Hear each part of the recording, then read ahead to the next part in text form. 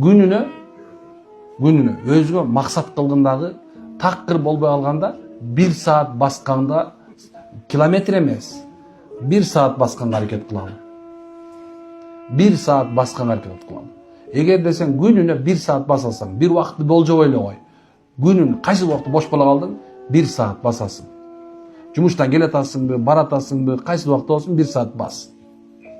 Экинчиси сөзсүз сага күч кубат бере турган, мотивациялуу болгон бир сөздөрдү укканга аракет кыл. Мен дайым айтам, көбүнчө Куран уккула деп айтам.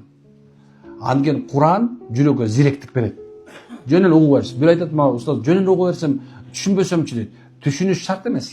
Куран өзү, субханалла, 7 катар асман үстүнөн келген. Анда башкача күч бар. Сага бирөө сен кыла аласың, сен миллионерсиң дегенге караганда, Алла Таала Куранда ушу акырын сен түшүнбөсөң да жүрөгүңө салып камчылата турган нерсеси бар. Үчүнчүсү, кичине болсо да китепке көңүл буруңуздар.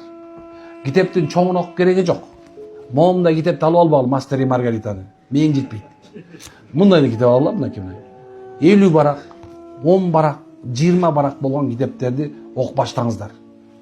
Анан жакшы адамдардын, ийгиликке жеткен адамдардын мейли капыр болсо дагы ошол адамдардын өмүр баянын окуганга аракет кылгыла.